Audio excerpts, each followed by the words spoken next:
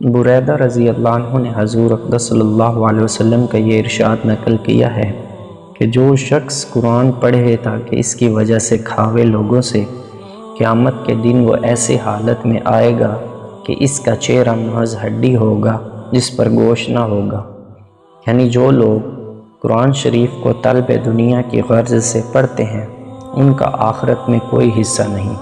حضور اکرم صلی اللہ علیہ وسلم کا ارشاد ہے کہ ہم قرآن شریف پڑھتے ہیں اور ہم میں عجمی و عربی ہر طرح کے لوگ ہیں، جس طرح پڑھتے ہو پڑھتے رہو۔ ان قریب ایک جماعت آنے والی ہے جو قرآن شریف کے حروف کو اس طرح سیدھا کریں گے جس طرح تیر سیدھا کیا جاتا ہے، یعنی خوب سنواریں گے، ایک ایک حرف کو گھنٹوں درست کریں گے اور مخارج کی رعایت میں خوب تکلف کریں گے، اور یہ سب دنیا کے واسطے ہوگا۔ آخرت سے ان لوگوں کو کچھ بھی سروکار نہ ہوگا۔ مقصد یہ ہے کہ محض خوش آوازی بیکار ہے جبکہ اس میں اخلاص نہ ہو، محض دنیا کمانے کے واسطے کیا جاوے۔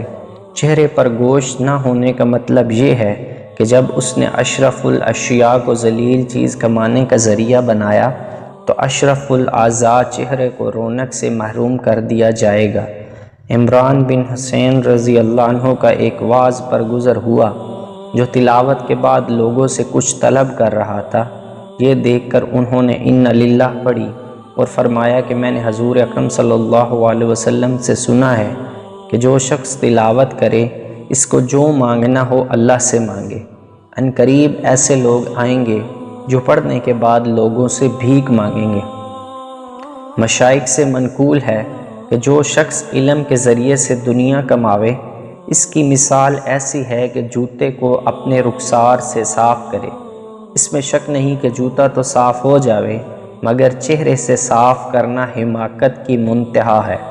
ایسے ہی لوگوں کے بارے میں نازل ہوا ہے جس کا ترجمہ ہے، یہی لوگ ہیں جنہوں نے ہدایت کے بدلے میں گمراہی خریدی ہے، بس ان کی تجارت کچھ نفع والی ہے اور نہ یہ لوگ ہدایت یافتہ ہیں۔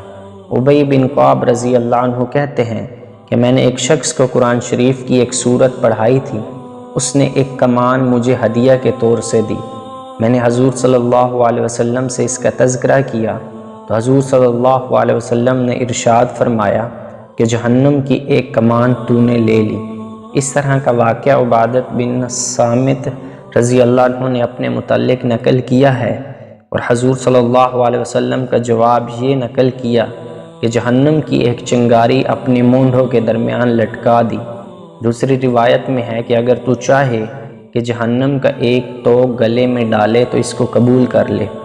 یہاں پہنچ کر میں ان حفاظ کی خدمت میں جن کا مقصود قرآن شریف کے مکتبوں سے فقط پیسے ہی کمانا ہے بڑے ادب سے عرض کروں گا کہ اللہ اپنے منصب اور اپنی ذمہ داری کا لحاظ کیجئے۔ جو لوگ آپ کی بدنیتوں کی وجہ سے کلام مجید پڑھانا یا حفظ کرانا بند کرتے ہیں، اس کے وبال میں وہ تنہا گرفتار نہیں، خود آپ لوگ بھی اس کے جواب دہ اور قرآن پاک کے بند کرنے والوں میں شریک ہیں۔ آپ لوگ سمجھتے ہیں کہ ہم اشاعت کرنے والے ہیں، لیکن در حقیقت اس اشاعت کے روکنے والے ہم ہی لوگ ہیں، جن کی بدعتواریاں اور بدنیتیاں دنیا کو مجبور کر رہی ہیں کہ وہ قرآن پاک ہی کو چھوڑ بیٹھے۔